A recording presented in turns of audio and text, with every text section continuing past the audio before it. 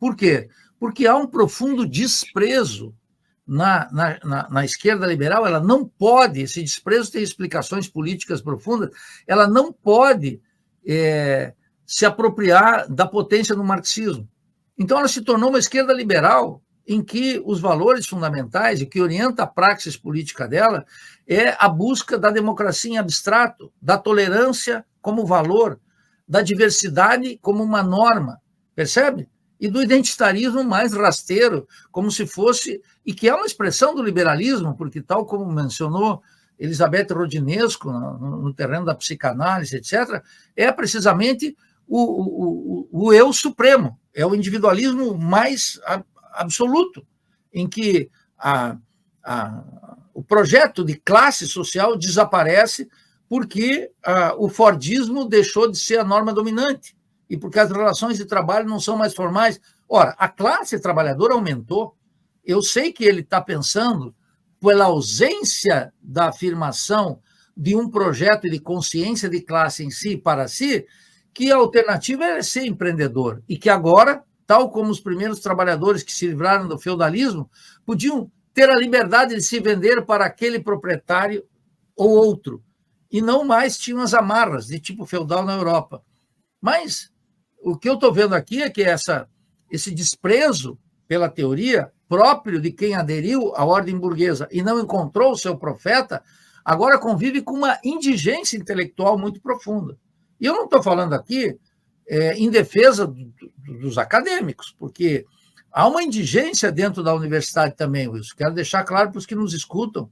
Ninguém está defendendo aqui, eu em particular, por isso fiz a crítica às ciências sociais no Brasil, a ideia de que um sujeito com doutorado, com mestrado, ele é um sábio. Ao contrário, eu tenho visto precisamente a falta de compromisso dos universitários com a Revolução Social, com a Revolução Brasileira, com a cultura do nosso povo, com a cultura latino-americana e, sobretudo, com o rigor na hora da análise. Eu não me importo, e eu leio liberais, e esse é o pão que eu amasso todo dia, mas eu procuro aqueles autores que têm uma certa consistência, uma certa força analítica, a despeito de eu discrepar profundamente.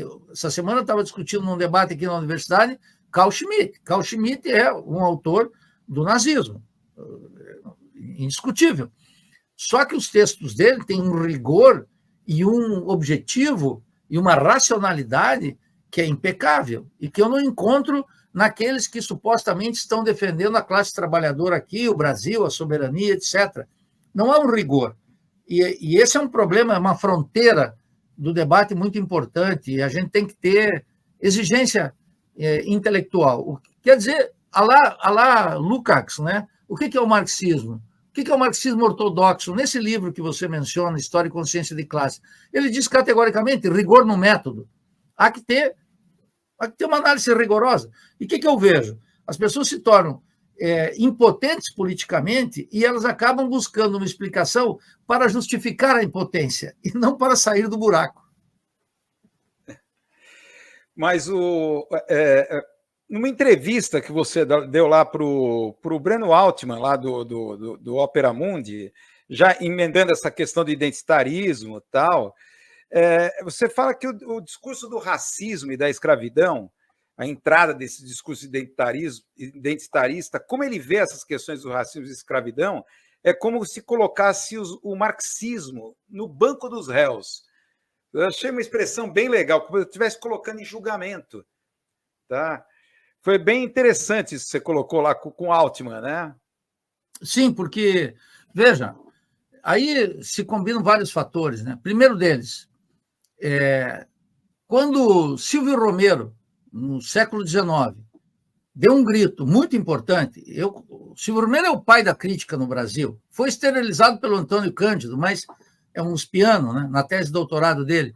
Mas o que acontece? Quando Silvio Romero deu um grito, quem escutou o grito do Silvio Romero, que os povos, o colono africano, o africano escravizado no Brasil estava desaparecendo, quem captou isso e começou a estudar foi o Nina Rodrigues. O Nina Rodrigues começou, então, a estudar e criou trabalhos extraordinários, embora ele estava preso a uma concepção científica própria do século XIX, início do século XX, que considerava que existiam raças superiores e inferiores. E ele, o mais importante da obra de Nina Rodrigues, é que ele é o primeiro a discutir isso, depois Manuel Quirino, um pouquinho mais adiante, etc., a despeito de estar prisioneiro da ideia de que o africano pertencia a uma raça inferior, ele mostrou a notável contribuição na formação do povo brasileiro. Essa lição eu aprendi nada menos do que o principal sociólogo brasileiro, que é o Alberto Guerreiro Ramos. Muito bem. Desde então, Wilson, nós tivemos extraordinárias contribuições, passando por Manuel Quirino, por Arthur Ramos, todos eles, até chegar no Darcy Ribeiro, que colocaram algo fundamental entre nós. Qual é a grande conquista da civilização brasileira? É a miscigenação. A miscigenação não é a negação do racismo, nem o ocultamento da escravidão. A miscigenação é resultado de um processo histórico concreto. Os pretos no Brasil, e o último censo mostrou claro, até diminuiu, está aí entre 12%. O mestiço é a grande maioria do nosso povo. Toda manifestação antirracista no Brasil, ela está dirigida pelo drama racial estadunidense, que não tem a nossa configuração, nem histórica, nem racial. Aqui nunca teve, a despeito da violência do racismo, do escravidão e da permanência do racismo, nós nunca tivemos as leis de Jim Crow. É uma idiotice dessa gente que fala como se estivesse defendendo os mestiços e os negros no Brasil, os pretos no Brasil, para usar a classificação do IBGE, fala em nome deles, mas, na verdade, só estão produzindo um alpinismo social. E só estão fazendo aquilo que a sociologia de direito chama uma mobilidade social. Estão criando aquilo que Harold Cruz e outros autores nos Estados Unidos, todos marxistas, chamavam Abraham Harris e tantos outros, chamavam de uma black bourgeoisie, uma burguesia negra, que tentou se fazer nos Estados Unidos. O movimento negro nos Estados Unidos, ele criou isso muito antes dos Panteras. Os Panteras são apenas uma expressão política dessa longa tradição de Franklin Frazier, Abraham Harris Jr., Harold Cruz, todos esses autores, aqui completamente desconhecidos, como se não tivesse marxismo nos Estados Unidos. Essa gente elucidou. Contra essa tradição crítica e contra a nossa tradição crítica que encontra em Jacob Gorender, um marxista indiscutível, exceto no final da vida, quando ele lançou um livro, Marxismo Sem Utopia.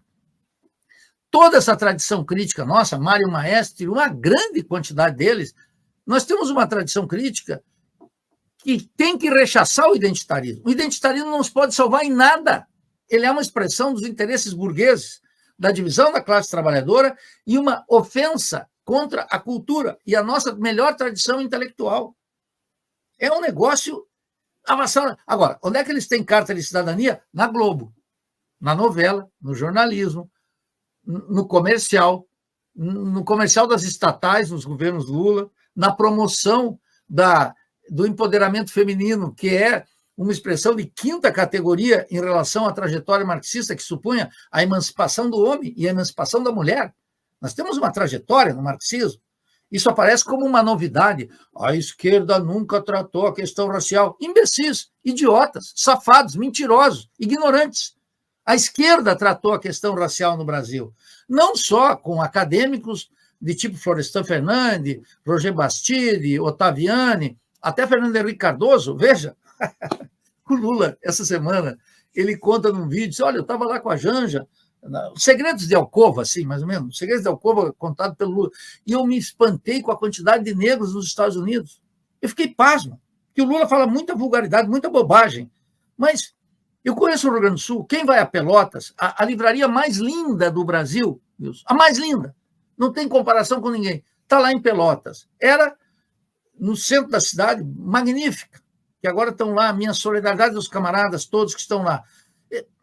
As casas lá, a arquitetura escravista na cidade de Pelotas é gigantesca, acharqueada no Rio Grande do Sul. O Fernando Henrique Cardoso escreveu o escravismo capitalino no Brasil meridional, a tese do Fernando Henrique Cardoso. A população de Porto Alegre tem uma população negra gigantesca. Eu conheço Santa Maria, Bagé, Pelotas, Caxias, que aí tem outra configuração, e, sobretudo, Porto Alegre, é uma cidade com uma presença negra tremenda. O Lula apresenta como uma novidade. E olha que o Lula foi a Porto Alegre muitas mais vezes do que eu. Então, essa banalização, aí aparece alguém pegando a fala do Lula e dizendo, olha, isso é a invisibilidade dos pretos. Não, isso é a ignorância do Lula, não tem nada a ver com a invisibilidade dos pretos. Percebe como é que é? Então, não tem rigor na análise. E nós temos uma tradição gigantesca, que passa por Manuel Quirino, já mencionei aqui, Arthur Ramos, Edson Carneiro, uma quantidade, termina com Jacob Gorender. Ninguém fez um trabalho com o rigor do escravismo colonial ou escravidão reabilitada. E tantos outros autores que eu descobri nesses últimos 7, 8 anos de estudo sistemático sobre isso. Começando com o Silvio Romero, em que o centro da obra não é essa afirmação identitária from United States, é a afirmação da mestiçagem. E é por isso que um autor festejado como Abdias Nascimento, ele é hostil à obra de Darcy Ribeiro. Os dois pertenciam ao mesmo governo, do Brizola, quando eu estava lá como funcionário da Fundação Escola do Serviço Público. Mas o Darcy nunca comeu aquela extração identitária do genocídio do Negro Brasil, que está na obra do Abdias. Abdias, ele vai para os Estados Unidos e ele faz uma renúncia da Revolução Social. Eu nem quero discutir outros países da América Latina com grande composição negra, como o Equador, a Colômbia, etc., que poderíamos discutir aqui também, que nunca entraram nessa conversa mole. Mas lá na Colômbia também entrou. A vice-presidente da França tem muito do discurso identitário. Fomentado por quê? Fomentado por prêmios ecológicos, por ONGs. Isso está colocado aí. O pessoal rechaça muito a crítica do Aldo, porque o Aldo tem uma trajetória, um resgate, o Aldo Rebelo, nacional, que ele esteriliza o conflito de classe. O Aldo, ele acha que os processos políticos no Brasil foram feitos com coligações muito amplas. Eu discordo dessa interpretação. Então, quando eu observo a análise do que está acontecendo no Brasil, é claro que as fundações jogam um peso desmedido, porque é um sistema de cooptação e dá, sobretudo, Wilson, recursos para as figuras. As figuras, essa gente, e todos, isso é muito comum na universidade no Brasil, nós não temos uma universidade brasileira ainda. A universidade terá que se abrasileirar, terá que ser nacional, ela é uma universidade no Brasil. Esse pessoal gosta de um convescote em Washington, um convitezinho para a UCLA, para Denver, um convitezinho da fundação não sei o quê para a Alemanha, uma Open Society na Inglaterra. Esse pessoal gosta, são corruptos. Eu digo, são corruptos. Sabe por quê? Porque não são capazes de viver o seu próprio trabalho, nas dificuldades do nosso povo. Nós estamos em greve agora, os professores da universidade, lutando contra esse governo entreguista do Lula, um governo da classe dominante, um governo que nos deu um orçamento para as universidades inferior àquele que deixou Bolsonaro, inferior. E só essa semana ele corrigiu para dar 34 milhões a mais que Bolsonaro. Eu digo sempre para esse pessoal, é um orçamento simbólico, 34 milhões a mais. Ora, não tem efeito nenhum. Diante desse deserto, aí o que faz? O acadêmico que quer ser exitoso, ele aspira uma bolsa da Fundação Rockefeller, da Fundação Ford, da Gulbenkian, de qualquer uma dessas fundações, e tem um orgasmo com um ticket de avião numa passagem internacional. Mesmo que ele vá participar de um seminário que tenha 10 pessoas lá. Ele volta. Ele é aquilo que Oliveira Viana, Hora Oliveira Viana, hein? Que não é meu santo de devoção, mas eu conheço, chamou de um intelectual expatriado. E aí eu vejo o presidente do CNPq agora, que lutou de maneira muito brava durante a pandemia contra o negacionismo, afirmando que vai repatriar acadêmicos aqui com salários de 10 mil reais. Quem do Canadá, dos Estados Unidos, da Europa, que está semi-estabelecido lá, vai sair de lá para vir para um país cuja pauta de exportação é milho em espiga, soja, minério de ferro e petróleo cru. Ora, a ciência no Brasil está no fundo do poço. Nunca esteve tão afundada. Fruto de quem?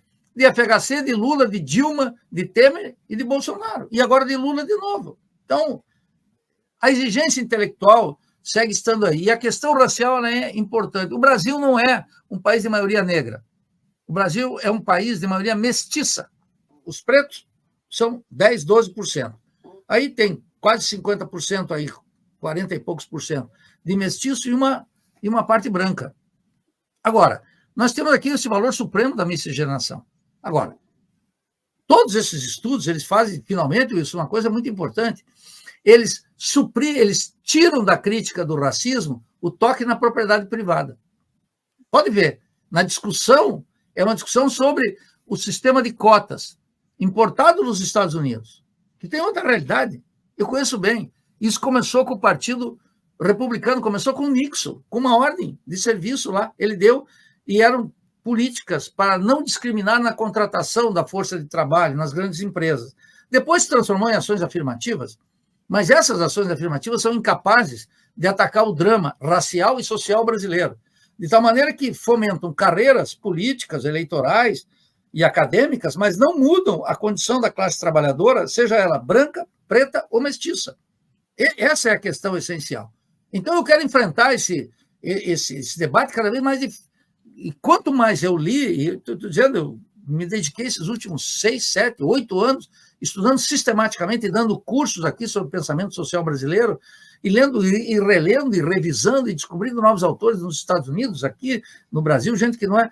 Eu fico pasmo com o tamanho da ignorância e do oportunismo. Não é uma ignorância vã, porque é uma ignorância com respeito a fins, a lá Max Weber, uma racionalidade com respeito a fins. E é carreira pessoal, individual. Os pretos no Brasil, como pertencem à classe trabalhadora, os mestiços pertencem à classe trabalhadora, e a maioria branca também pertence à classe trabalhadora, mas eles não querem tocar no assunto de classe, porque eles renunciaram à Revolução Brasileira. E alguns querem conciliar. Olha, vejam, a menina nova entra no feminismo e depois ela descobre os limites e começa a lutar pelo socialismo. Não, esse feminismo que está aí, que é o único que existe, ele é uma forma de integração à sociedade burguesa. O sistema de cotas é uma forma de integração à sociedade burguesa. É claro que, do outro lado, tem esse discurso da meritocracia da classe dominante, que é um horror, porque se os burgueses fossem a favor da meritocracia, eles não deixavam herança para seus filhos. Seus filhos iam mostrar no terreno da concorrência que eles são padrões, que eles estão preparados, que eles são o bambambam do bairro. Mas os filhos da burguesia não querem nem pagar a herança, né? Não querem nem pagar imposto sobre herança, que é free, é livre no Brasil. Então, tem muito de ignorância, mas não é uma ignorância inadvertida, é uma ignorância com respeito a fins, muito dedicada a construir carreiras individuais, em nome da maioria mestiça, da maioria preta e da maioria branca trabalhadora. Vai ter coisas assim como afroempreendedorismo. Bom, aí eu vou recomendar